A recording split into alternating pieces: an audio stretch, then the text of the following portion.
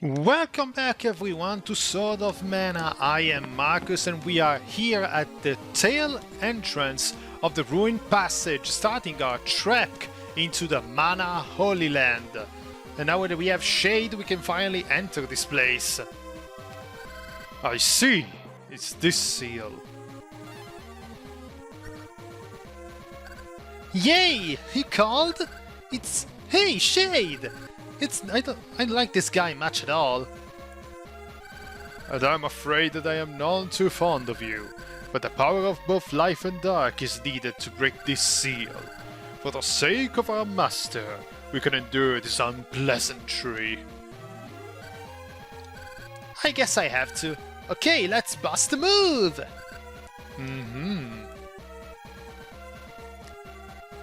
I like this little thing. Great Mana Goddess, release the restriction of mixing the powers of light and dark. Lead us to your door. Great Mana Goddess, light and dark. Actually, we just want you to open this door, please. So the incantation is more of a suggestion rather than something actually written in stone. I see how it is. Finally! Ordinarily spells do require a specific wording, but since all went well, I suppose it's alright. Quit your belly yakking, don't give me that I suppose it's alright nonsense. I mean, light and dark are two opposites. They both need to work on their people skills.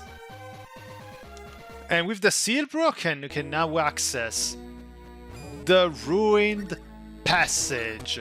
And let's see what magic do I have to use here in order to get the best of the enemies in this place. This is a 30. Let's see if actually Shade can do something about the enemies here. Still a 30. Let's look at the Popoy notebook. I want to try and not look this shit up way too often because it's a pace breaking on the adventure, but at this point I just want to see all these enemies just pop instantly without any issues. So yeah, might as well. So now we are here with the ruined passage. This is basically the road to get to Dine's Tower, and this is basically gonna be the very tail end of our adventure.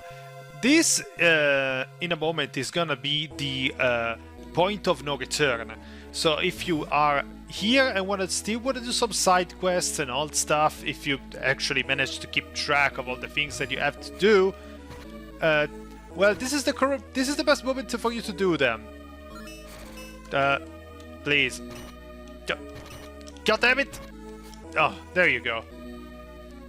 This is the best moment for you to do them, because otherwise you're not gonna be able to return to this exact place later. And now we'll see. I think this place is gonna be the very longest section of dungeons we are going to have for this entire adventure, but it makes sense. After all, oh hi Niccolo. How did you manage to get here? Aren't you scared about what we can actually find in this place? Oh my god. Oh, this is gonna be fun. Some new finagling with the whip. I see. Yeah, let's change up the weapons. This is really getting into the place where I barely have any memories of what the hell are we doing or where the hell are we going. Not that before this it was smooth sailing, rather the very exact opposite. But really in this, this is almost kind of becoming a blind thing for me. Throw the switch, yes. Let's see. A distant noise. I'm gonna assume this something has changed in the room right before us. Because there were some symbols around in some of the places, in some of the platforms. Let's see what else has been opened up for us. Yeah, we're still finding seeds and materials for tempering and forging, but I don't know if we can actually find a hut house inside this place. Yeah, something definitely has changed. Oh my god, how do we... Okay, we can still move around at the very least. Oh, damn it.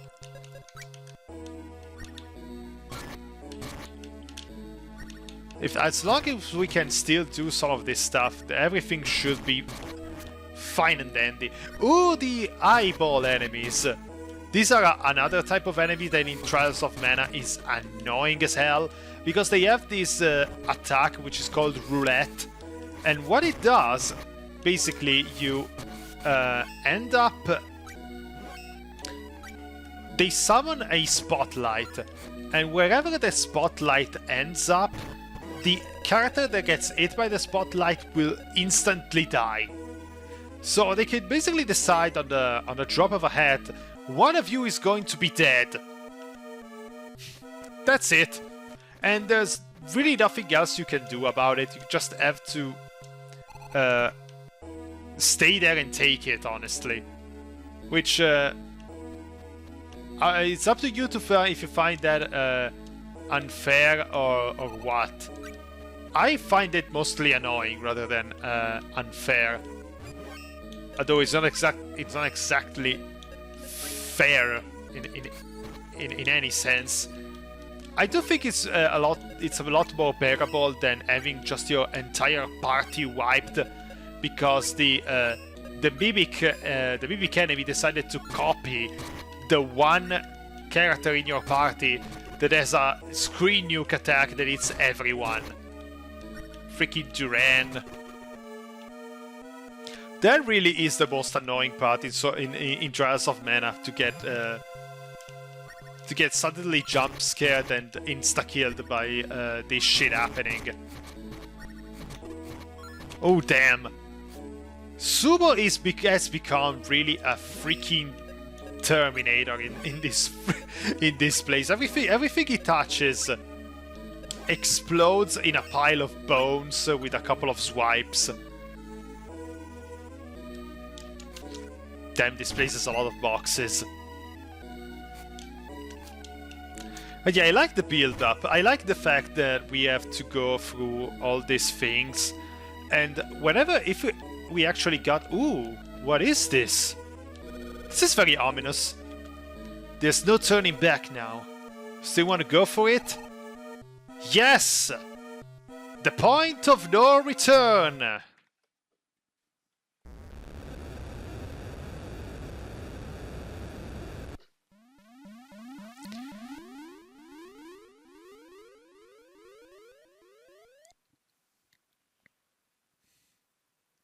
And here we are. Let's save the game, because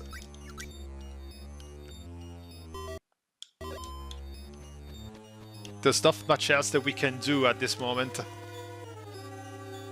Yeah, don't do what I just did, because if you end up being too weak to survive this place, then you're freaking stuck at this point.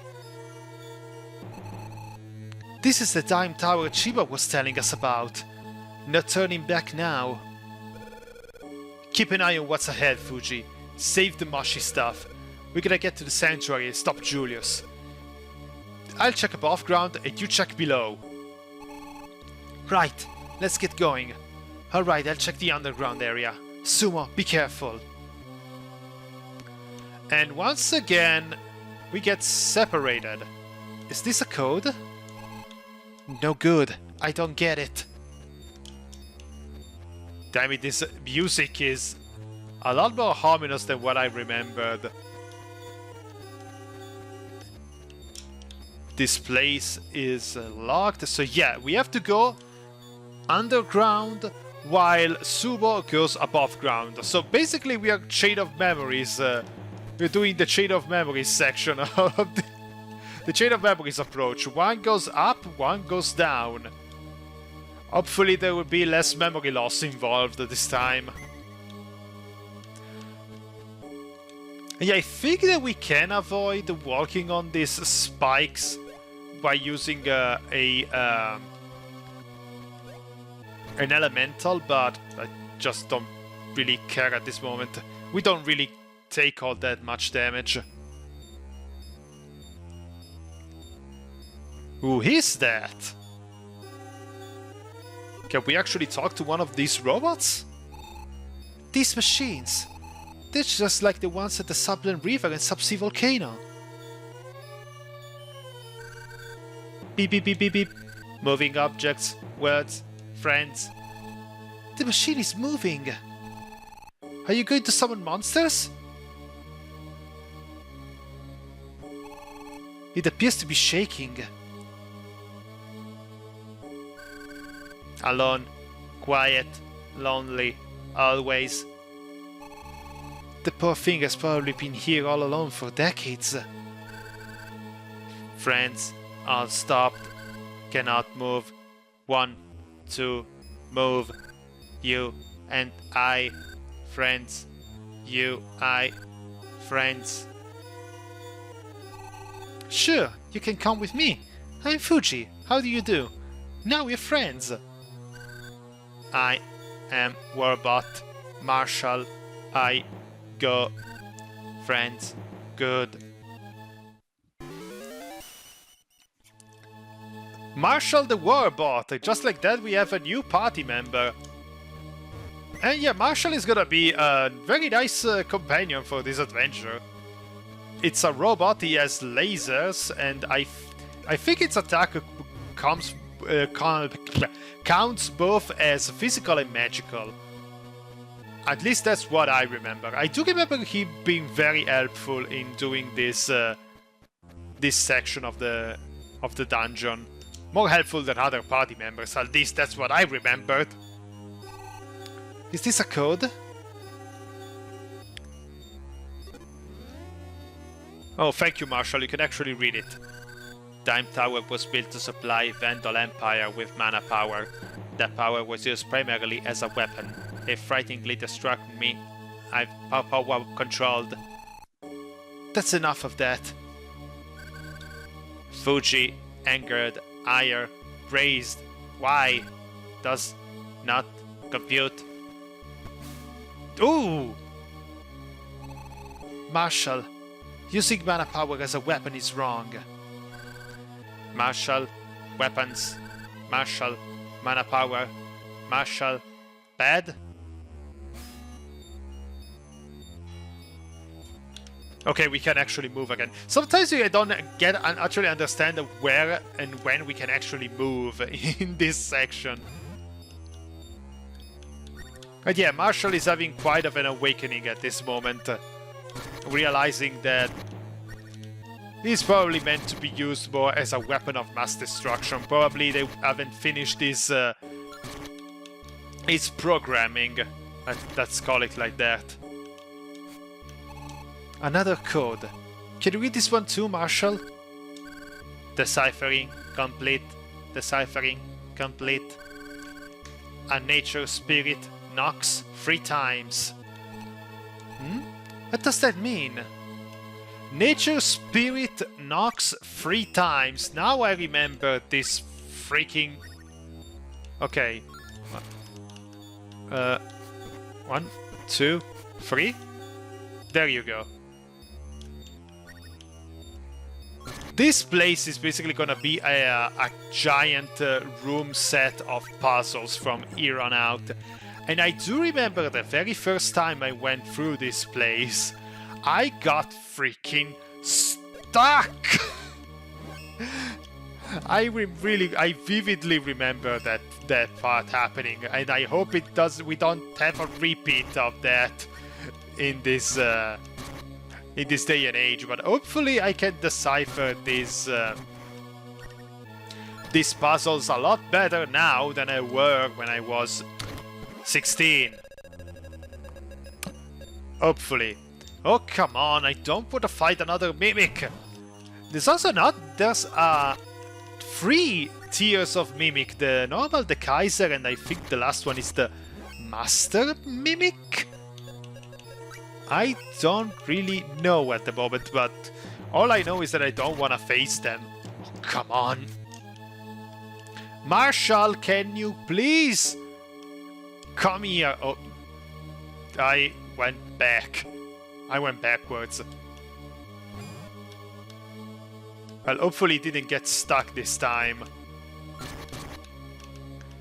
Ooh, Pinocchio, go away.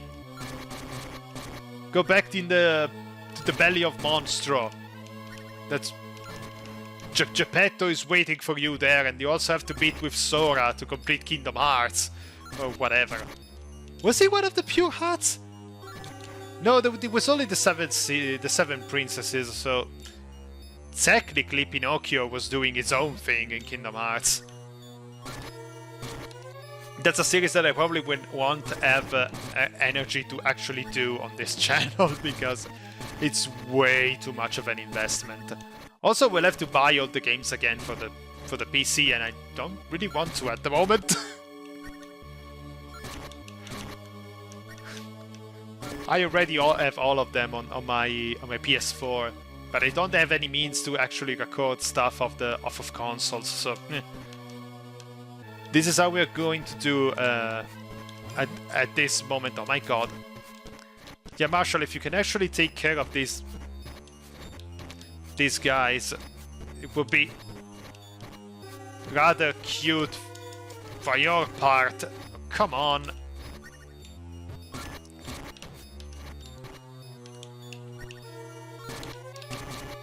Can I actually get these things with magic? No, it seems that I can't. But maybe I can jump? Nope. No, can do that either. Ooh, I think I have to go back down. Because there were two ways of getting up here, it felt like, at the very least. Yep, there was. I won't stop fighting every single enemy here, because otherwise this section is gonna take double the time that it would normally take. Three nature spirit siblings who don't get along well. The eldest once, the second 5 times, the sister 3 times. This is how you knock on doors. So let's wake this one up also. And we can move up to Dime Tower. Thankfully we have some mid-level saves, so we don't have to solo this tower all at once. I think Square learned their lessons from Crystal Tower. As you reach the top, a main wind spirit blows you back down. A main wind spirit blows you back down. I think we found the mean spirit. What the fuck? Holy shit, the half of the tower just collapsed, it seems.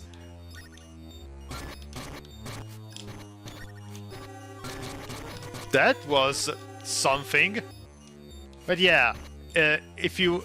for those of you who haven't played the original Final Fantasy III on the Famicom, it had a very infamous final dungeon with Crystal Tower, because you couldn't get...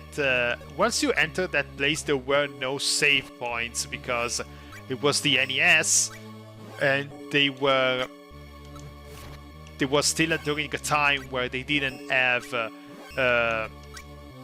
mid-level saves in the dungeons, so the only thing that you could do in that situation was just do the entire dungeon in one go. The issue is that you had to do the dungeon, you had to reach the top of the... You do the dungeon by reaching the top of the tower, and then you have to face a boss fight with Zandy. Once you manage to beat him, there's another dungeon right after with the World of Darkness. And you also have a boss rush there, including the final boss. Everything there, you have to do that on one single life without failing. Otherwise, if you game over, you start back at the feet of the Crystal Tower. It was... Ugh. It's torture, but at least in the remake, you have autosave, at least in the Steam version. On the DS, you have to basically suspend your game, which, I mean, still kinda counts as doing that with just one life. But with the Steam version, you basically autosave every time you change room, and you can use some crystals around the tower to refill your life in its entirety. So it's not doable. But yeah, that is a design choice that kinda remained in the remake, because they were trying to keep it as close to the original as possible. Whether that was a good or bad choice, I leave it up to you. Most people would say it was a bad choice. Now, how do I reach this guy?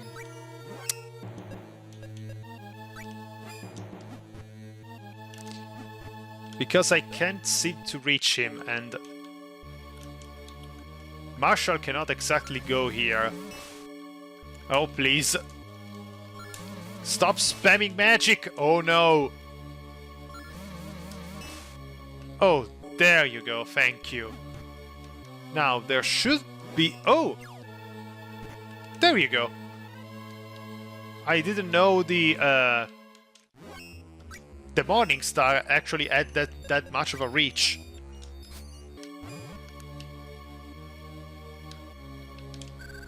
When a silver egg breaks, a fire spirit lights a candle. I think that he did light that candle, but I didn't see where the room... There we go. 6th floor. I don't remember how many floors there are of this place, but I guess we're gonna find it out pretty soon.